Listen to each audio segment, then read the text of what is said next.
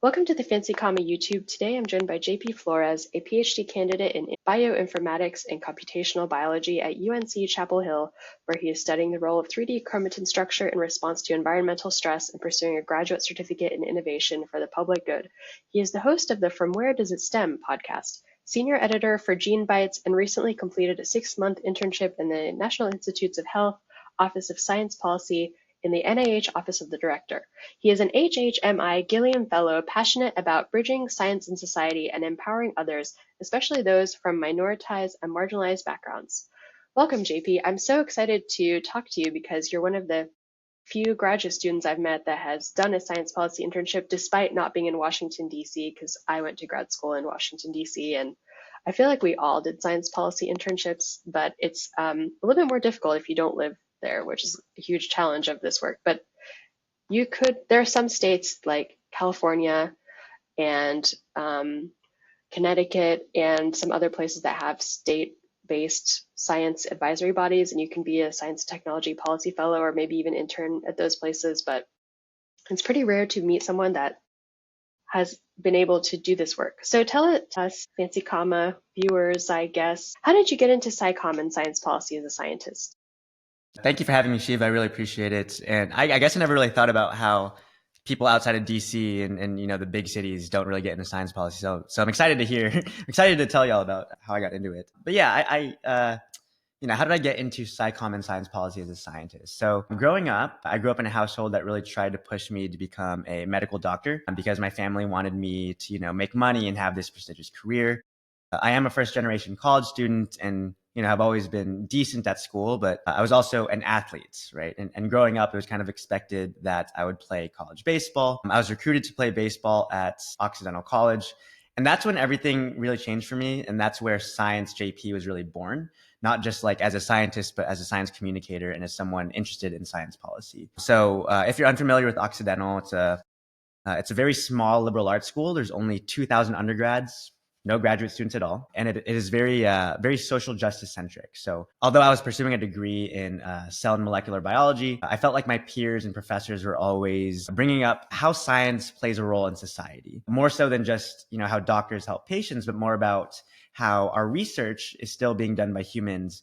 And because we're humans, science can be subjective, or at least that's how, I interpreted that messaging. So for example, my senior year at Occidental was happening at the same time as the COVID-19 pandemic and around the time of the murder of George Floyd. And the Occidental College biology department actually created a class called The Broader Impacts of Biology. And it was a class where we brought academic papers to class that shed light on social justice in science and medicine. So like, for example, I presented on a paper about the funding discrepancies between sickle cell anemia and cystic fibrosis. We talked about the underrepresentation of minoritized and marginalized groups in the scientific workforce as well. And for a project in that class, we had to create initiatives for the broader public. So like I had peers create ecology curriculums for local middle schools and high schools. I decided to take a different route. I decided to try and take advantage of the Zoom universe and just start a podcast with the goal of interviewing scientists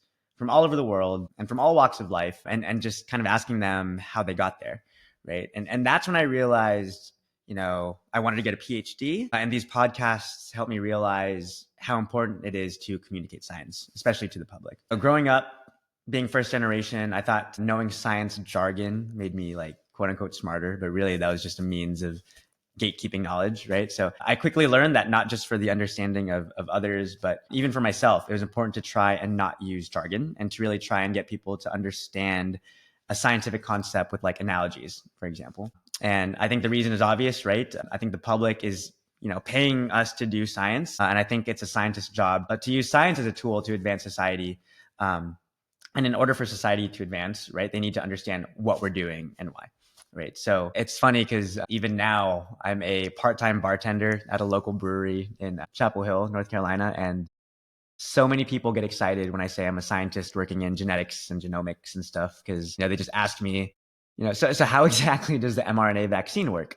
And it's really cool to kind of just walk people through how it really does help people. So that's kind of how I got into science communication. And as far as, science policy, that was also a product of the podcast. I was incredibly lucky to interview the former director of the NIH, Francis Collins, for the podcast. And that conversation actually turned into a mentorship thing where I like meet with him every month to talk about science and professional development. He wrote my letter of recommendation for the HHMI Gilliam Fellowship. Historically, I've been like really interested in creating a lot of curriculums, advocating for top-down change, systemic change. So naturally, I was kind of just interested in science policy. I told Francis, and he kind of just created an internship position for me in the NIH Office of the Director, Office of Science Policy. So that's where I worked with staff on a project trying to revamp the way that the agency does clinical research engagement. But yeah, like you said, I'm finishing up my PhD now, pursuing a graduate certificate in innovation for the public good. And I'm pursuing that because I wanted training in design and systems thinking. And, that has actually really helped me figure out what I want to do for the rest of my career. That's kind of broadly how I got into science communication and science policy. It's really interesting that I guess you just emailed Francis Collins and really you just emailed him and he was like, sure, we definitely have an internship of it because you know why that is probably when I was in graduate school and after it feels like science policy is one of those things that even though the federal government funds science because that's the post-World War II model is federal government gives us money to science, gives the money to scientists, the scientists do research to help humanity so we can advance. But it just feels like as someone working in this field, there's not, the people would rather do science than do science policy. And it's so rare to find, there's no established community of practice that's like centralized. There's the AAAS conference that has a science policy segment, but there's no like official community of practice for like science policy as like something that you do. It would be great if it was like, it's kind of this thing that if you're interested in science policy, you just go do science policy. And it's so rare. Like when I think about the curated lists I have of people to follow and people to read, it's just a handful of people here and there. And there's so many different types of science policy. It's great that you have that interest. And it's cool that Francis Collins actually like responds to his email. That's pretty cool. It was a timing thing for sure. Like it was when he stepped down. So I think I got him right at the right time. I reached out to him about the podcast first, and then it just kind of blossomed into a mentorship kind of thing. It's not like I emailed him and was like, hey, I'm interested in science policy. Can you help? It was definitely more of like a, hey, can you be on my podcast ordeal? I will say Francis Collins is a phenomenal human being. Like when I was an intern there, all the staff there mentioned that no email was unread that was sent to Francis. As someone, who was in power like that, right? Like leader of the Human Genome Project, director of the NIH, the fact that that was one of his requests was no email was left unread was kind of, mind-boggling to me. The science policy thing was interesting because I was just not used to being in non-diverse environments, right? So like growing up in LA, I was born and raised in Los Angeles, California, extremely diverse. Going into a field like science and going up through the pipeline, it became apparent, right? Like I no longer saw other Filipinos in the workforce. People of color, that number went down as well. So that's when I started thinking about why is that? And that's why I got into policy. It wasn't necessarily like, well, I want to think about BSL2 versus BSL3. It was at first a person thing, a workforce. That's really interesting that you say that because that's kind of why I got into science policy as well, because I don't come from a family of scientists. When I talk about like science with my family, I'm the scientist person in our family. And it's hard to just be a scientist, especially when you come from a background that's not, necessarily an academic background because it's not relatable. And I don't like doing things that aren't relatable. It's hard to do things like that, to just be a scientist without your interview with, I'll link to it in our description box. There was an interview with Dr. Crystal Starbird. She was talking about this as well. The statistic that like most people that are in academic science come from families that have done academic science. So I would see my classmates just excel and succeed. And I would be like, why are these people succeeding so much? Like, I don't understand how I'm supposed to navigate this in a way, even though like it was just like some of it was just doing science and I did that part, but some of it was a little bit like knowing how to work the system, that kind of stuff, or like being in the system. So I found that very relatable. I didn't learn about that statistic until I was leading in graduate school, and I was like, no wonder. And I think that is something that, given the workforce challenges that we have in the US, I think that's something that's really bad for science, because the science doesn't represent the people that it's supposed to help, the everyday taxpayers. And it's mind boggling to think that that's how our system's set up, and no one has fixed that. There are people that have tried to fix it. There's another community of practice that like very vaguely exists called Science of Science, where people try to unpack these things. I blogged about it for the Fancy Comma blog, where things like women who go on maternity leave spend their maternity leave doing maternal duties, but men that go on paternity leave spend their paternity leave doing work. So at the end of their paternity leave, they're much more successful than the women are, and stuff like that. Like if we really, and we love data as scientists, like if we really took a look at the data, that was my research in grad school was, and now I'm doing all the talking, but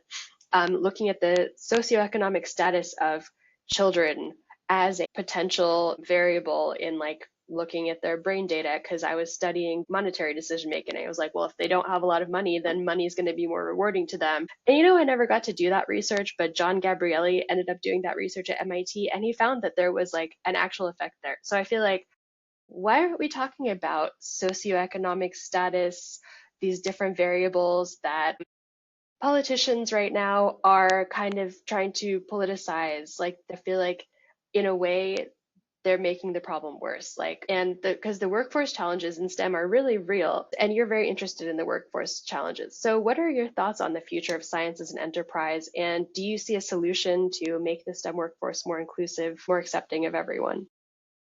My hopeful thoughts are that, the future of science is bright, and that, had and has a lot of weight on the fact that I did envision science to become more diverse, right? There are lots of different funding mechanisms to try and diversify science, and a lot of initiatives to recruit and retain scientists from underrepresented backgrounds. Even then, it's like we're starting to see changes in those, right? However, the last couple of years of good change towards diversity and the passion that I see from these diverse scientists in the pipeline still give me hope, right? Like the fact that there's 49 other HHMI Gilliam Fellows, which is a fellowship for diverse graduate students, hearing them talk about how they want to create systemic change gives me a lot of hope. And even then, even if things change in policy in the future that prevent diverse scientists from coming in, I do think these scientific leaders will help chart that and still find ways to recruit these diverse scientists in. But yeah, they're like incredibly resilient, they're innovative, and I'm lucky to, I guess, be a part really of this new generation of scientists, because I think we really value the scientists specifically and not just the science that we do. And I think that's going to be a huge part when it comes to diversifying the STEM workforce. Now, a solution is what I'm working towards, and I do have ideas, and a lot of them stem from this certificate I'm doing, right? The certificate in innovation for the public good. The first class I took in that coursework was called design thinking. Are you familiar with design thinking by chance? Probably a form of it. What is design thinking? Yeah, design thinking. So again, it's like this is a multidisciplinary class. So it's like I have nurses in there, engineers in there, really cool group. But design thinking is the idea that if you design solutions for the people that are the most marginalized, that solution will be extended to many, right? So if you design a solution for someone that doesn't have an arm, you're designing a solution for someone that has a broken arm. You're also designing one for a parent that has a newborn infant, right? Because they temporarily can't use it.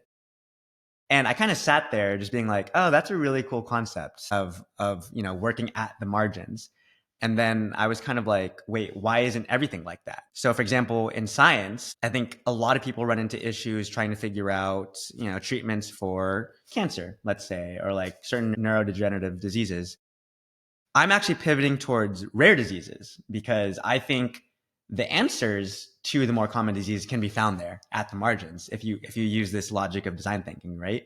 Because if you have, 200 individuals in the world and you can figure out the mechanism for a certain condition they have, perhaps that can inform other things too. It's also like an impact thing, right? So it's like if you can start at the margins and start impacting the people that by number are the least affected, you start there, you can slowly start making your way towards the people that have more common conditions. So I think a solution to diversity in the scientific workforce, science in general, I think the solutions are at the margins. Like they're at the most unfamiliar places, right? I saw a tweet the other day from Ubada Subag, who's now at Arcadia Science. He was a postdoc at MIT. He was also on the podcast, actually.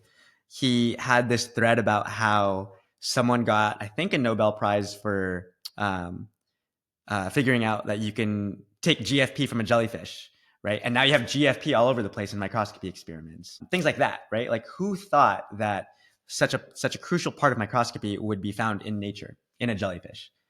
So I'm hoping that my solution of implementing design thinking in science will work in everything, right?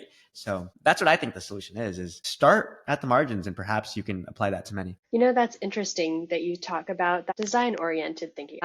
I used to be a substitute teacher for a very short stint, and that's a really hard job in K through 12. Science in the 6th grade classroom looks nothing like science I remember in grad school, and it was so hard sometimes. But I also did special ed subbing, and when I did a lot of trainings, and they were like, these are some tips you can use to work with special education students, but they work for everyone.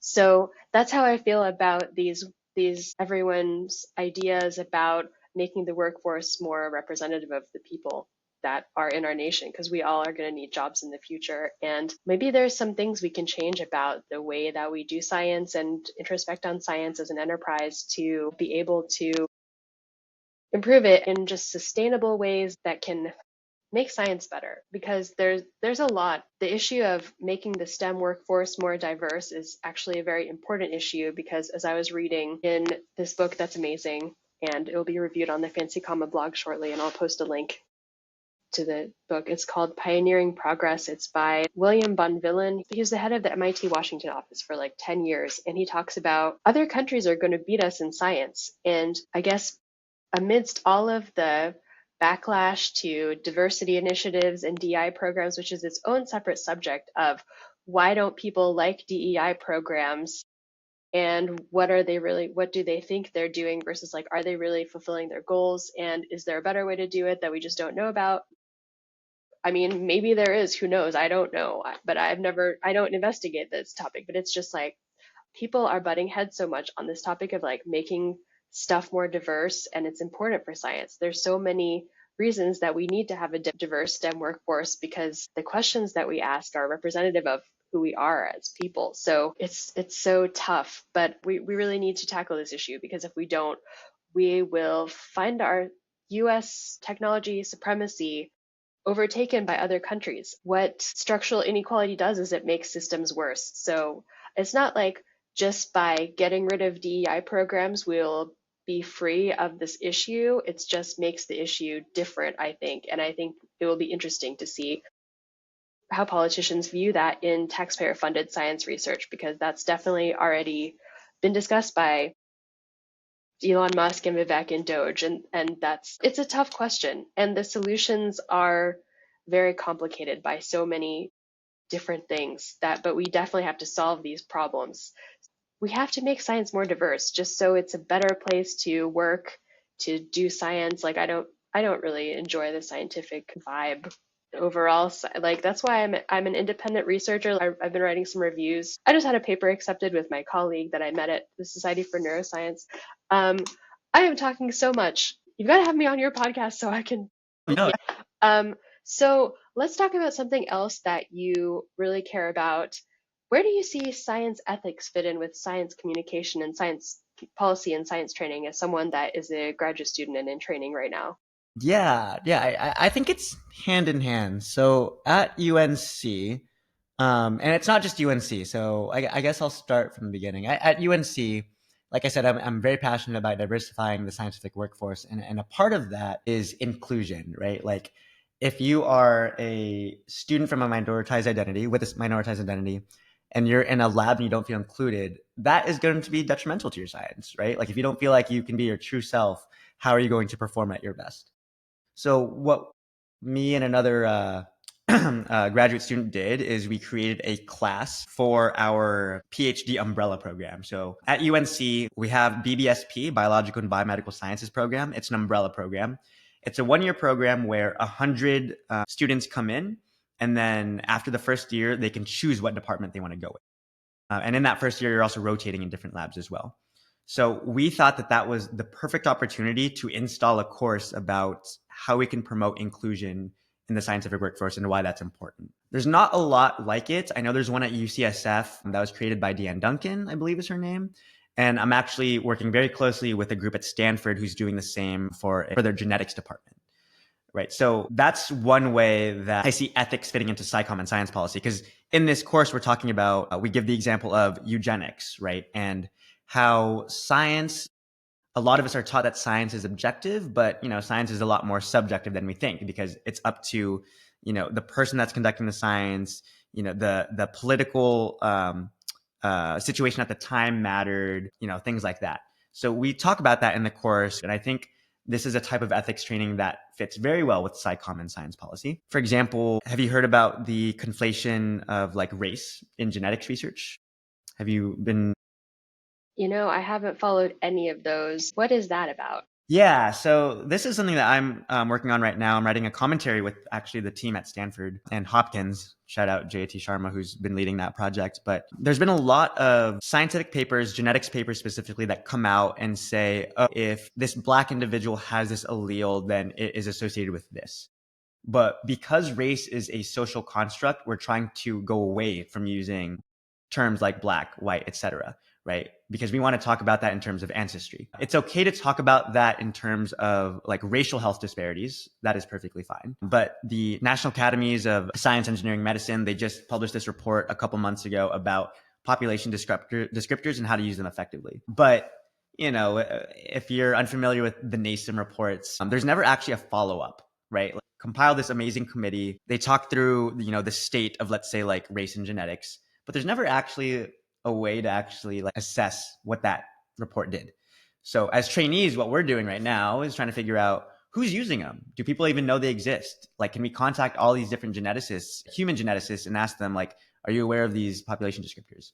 Right. So that's another science ethics issue that I think needs to be talked about more and needs to be incorporated in genetics curriculums. I would even argue just more science curriculums in general, right? So let me stop you there because I still don't understand this. So you're saying they found a gene in like you say don't say Black, but okay, so what would you say instead then? Like an individual of African ancestry or admixed ancestry. Just making sure that you don't use race, right? So a big reason for this is, are you familiar with the Buffalo shooting that happened? That was like a year ago, I want to say now. I feel like I saw that on the news, but so are you saying like, I mean, genetic studies, it's really important to know the ancestry because that's also genetic. But the part I'm confused about is so you're saying like in genetic studies specifically, don't say that the person's Black because that they could have different genes because they could be like half Black and then they would or half African ancestry then or they could have African ancestry on both sides so it makes it more precise to talk about their ancestry. Yeah, and also like the social construct of race is really hard to disentangle from biology, right? Like you should not be conflating the two. So in that Buffalo shooting, which happened in a heavily Black populated town, the shooter in his manifesto, he talked about how he read this scientific paper. It was a genome-wide association study paper where this Black population has this variant, right? So that the shooter was basically like, oh, because they have this variant, they are different from us, right? So that's a danger That of is using so race interesting as that a that was what motivated him. right, yeah. So it's like we need to talk about, as scientists, we need to be aware of this and talk about this more effectively because that shouldn't be a thing, right? I find genetics a little bit confusing. I took it at MIT, and at MIT, they try to make everything as quantitative as possible. So the first week, I think we talked about Punnett squares. Then we did some weird thing about frequency distributions or something, and I don't have a lot of memories of that time. I remember I did a PCR in 2003, and it took forever, and it did not work the first time. And then I did another PCR 10 years later, and it was a lot easier, but it still didn't work properly. And I'm assuming that like PCR has gotten a lot better since in the pandemic, but there's a lot of issues like that to talk about in science. And the social versus biological constructs, I see that all the time in society, like people talking about like biological males and biological females. And, they are talking about science, but they talk about it in a way that excludes people.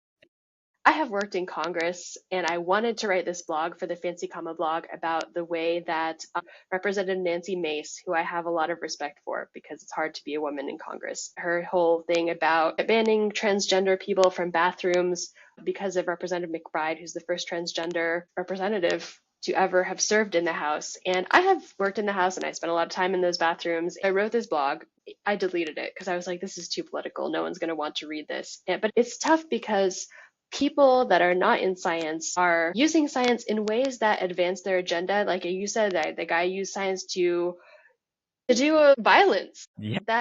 That's mind-boggling. Or like saying trust the science. Nancy Mace's office went on this tweeting rampage and they tweeted random stuff, and I was just watching her tweet stuff, and one of them was trust the science, and I was like, that's so interesting. At the end of the day, like the scientific issues involve science, and I don't know what our role is there. I'm really struggling with that right now. Like I'm like, on one hand we could say we could talk about this. I think it's important that we at least know where science is being politicized. It's important to bridge science and society because, I mean, you had that genome-wide association study that showed that this Black individual had a different variant than a white individual, right? There's also similar studies that talk about how this variant is causal, is what the paper said, for same-sex attraction.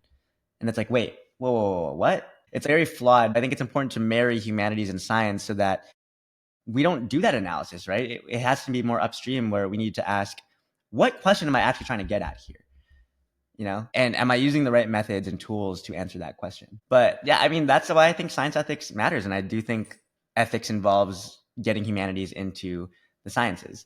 And it's not even just that, right? There's privacy and genomic data sharing, right? As novel technology comes out, like these wearable watches that track a lot of our fitness things, how do you even police that, right? And there's other ones that like are right in front of us. For example, women's healthcare, right? I think that's a topic that is not talked about a lot. And I think that has to do with the fact that a lot of women haven't been at the decision-making table for all that long, right?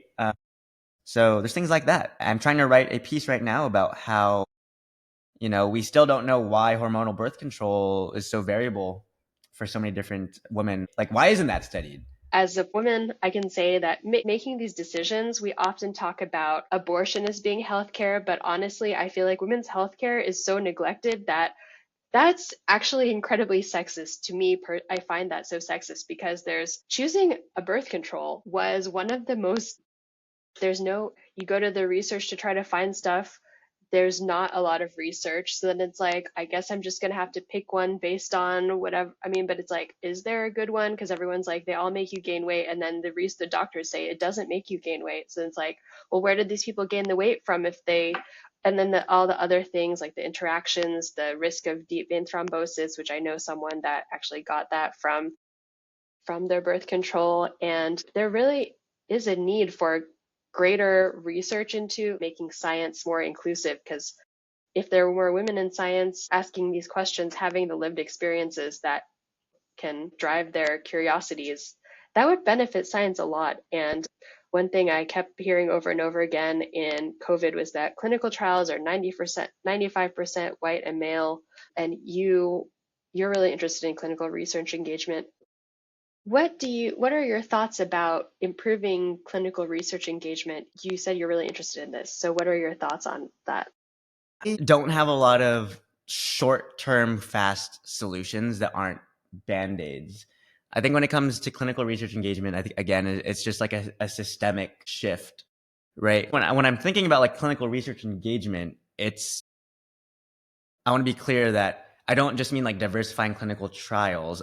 Clinical research engagement is also getting the public into science, right? How can we make it so that we get more people screened for certain conditions, right? Like, is there a way that we can use popular social media to get people more aware of why you should get screened, right? It's more than just intake of clinical trials. It's How do we make sure that K-12 curricula, college curricula, and grad school curricula know how to talk about clinical research engagement, right? Like I'm thinking of a very broad way to change the way we do this, right? It's more than just, oh, my family, my aunt is a nurse, and because she's a nurse, she has access to like 30 people, and she's going to tell them all about this trial. Like, how can we actually get the public engaged in clinical research and just research in general? That's kind of what the NIH project was about. Was it's not just clinical trials. It's how do we do this in all the different states across the country, and how do we make sure everyone has a voice? How do we make sure that people trust science again? So that's going to be really important as we go at, like, trust in science is like this thing. I interviewed Jacob Carter, who is a former federal scientist, and I asked him, I read this report by Purple Strategies, which is a political public affairs firm, which means they study people's opinion and basically try to get people's opinion to sway in the way they want for, to do political stuff.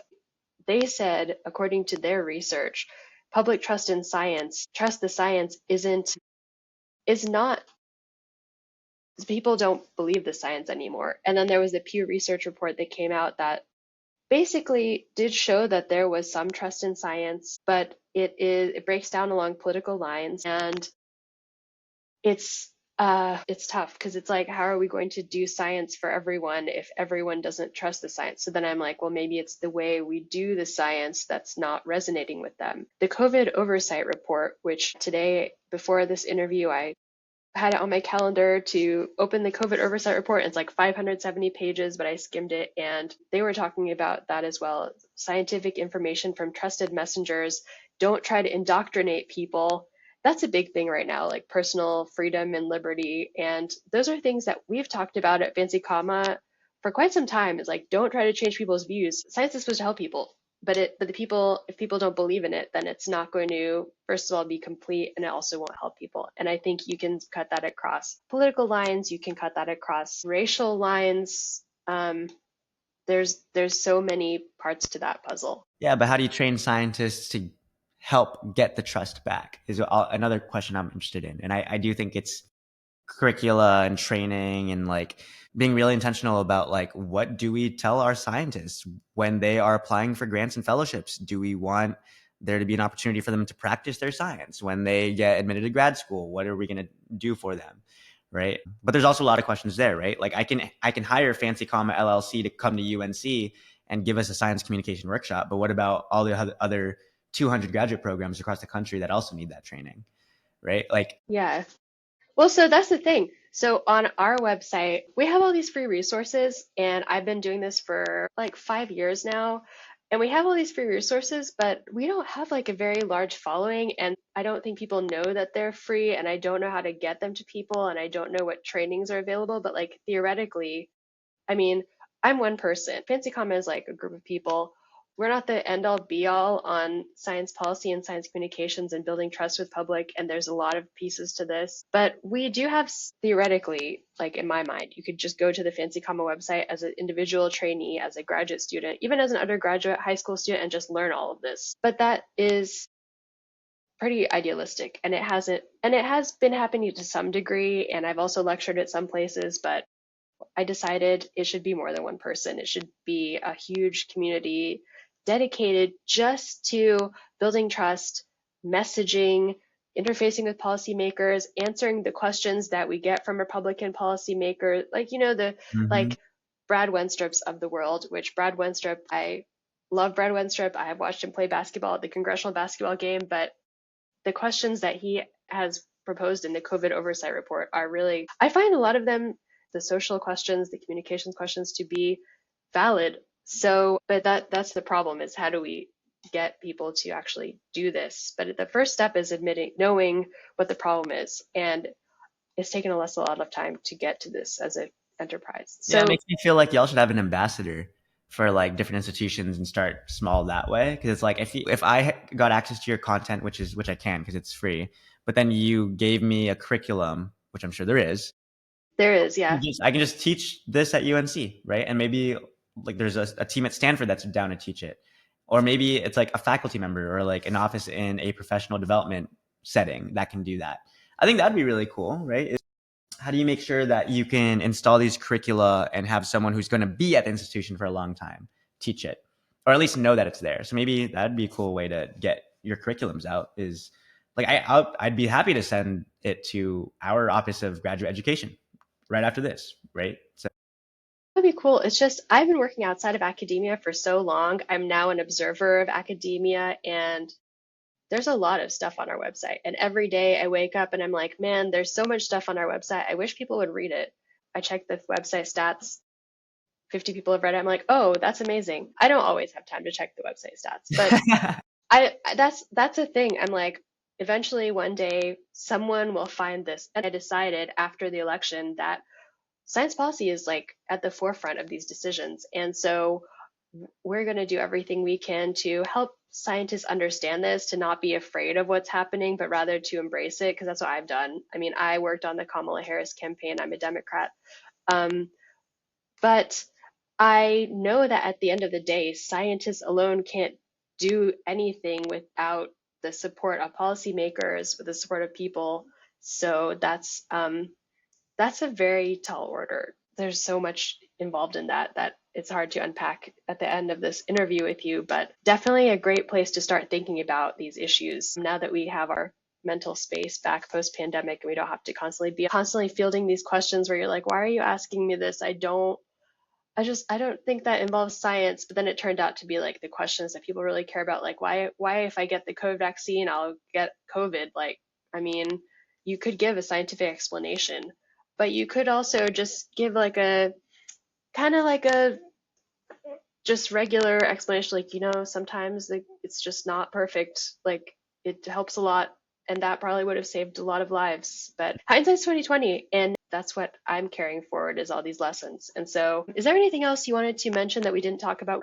I guess the only thing was like I had interviewed Dr. Keith Yamamoto, who's the vice chancellor of he's the vice chancellor of science policy and strategy at UCSF, and he's also the former president of the AAAS. And we were kind of chatting about my career goals, and he was saying how he thinks that the current model of industry in which you're like searching for a blockbuster drug is not the right way to go, because as the rise of precision medicine happens, each treatment is going to be personalized to each individual, or it's going to have to be that way, right? So I guess that was the only thing that I was just going to quickly talk about. Was he thinks that as precision medicine gets better, every disease will somehow, some way, turn into a rare disease, because at that point it's individualized to everyone. But I don't know if I have time to like delve into that. Precision medicine, for anyone that doesn't know what it is tailoring the therapeutics to you. So I think that Moderna is doing a thing on personalized cancer vaccines where they get the tumor, they sequence the DNA of the tumor, and then they develop, using their technology, a anti whatever that is, and cancer vaccines. So like, what are your thoughts on personalized medicine, and how do you think they can help patients and improve healthcare? Yeah, I mean, I think if they are done correctly, it can be incredibly impactful, right? Because it's very common for let's say, brother duo to get a specific drug to treat something, and it kind of affects them both differently, right? So it's like, as precision medicine gets better, we'll start to figure out why that's happening.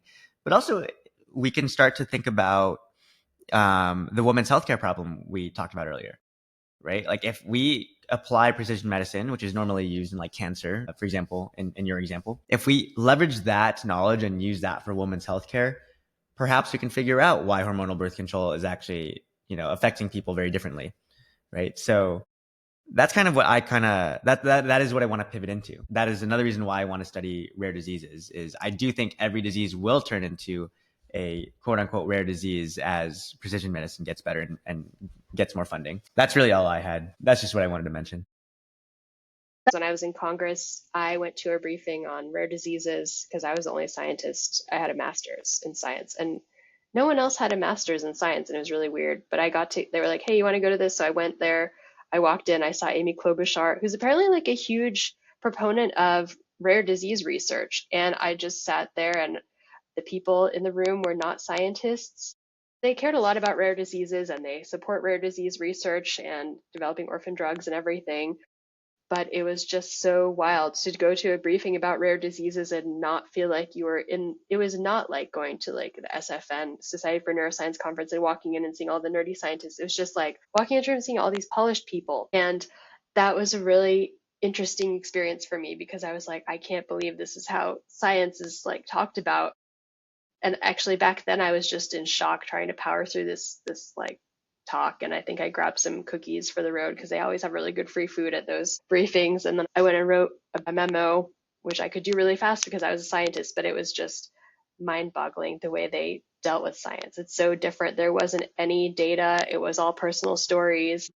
I did also meet a stage 4 cancer survivor at this one briefing. There was a lot of science happening, but yeah, your idea that all diseases will become a rare disease is really interesting, because if we really can cure these diseases, then the ones that are left to cure will be the toughest cases and like the rarest ones. Like a lot of the rare ones are also genetic too. So you could do like genetic therapies and stuff like that. And maybe the rare diseases, if we figure out how to fix the genetic defects early on when the kid is born with them, then maybe this design thinking comes back in, like designing a gene therapy. Like you design a gene therapy for anything and fix it. So having not been in science for a while, I have to put my science hat back on to like think about these. But they really are like the pressing issues of our time, is like, how can we build sustainable models for research and development and innovation policy to support all of that? And there's a lot that can be done. There's a lot that's being done right now. There's a lot of changes that can be made to that. And that's a discussion that,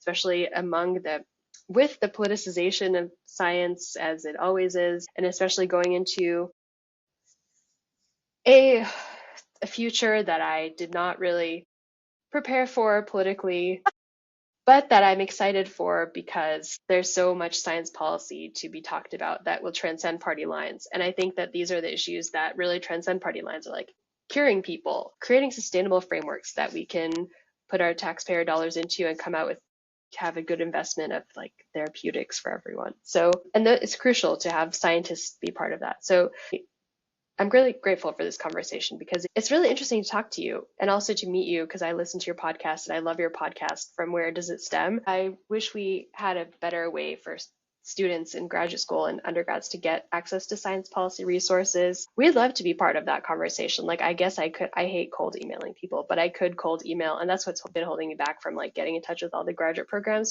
Our office here is incredibly supportive, and they're looking for things like this. So if you want, I can even make the connection where I just email you and CC our director of the program. Like, he's very open to these things. I would really appreciate that, because that's something we really care about at Fancy Comma. Thanks for your time today, and I'm grateful to have met you and looking forward to seeing what lies ahead in science policy in our future.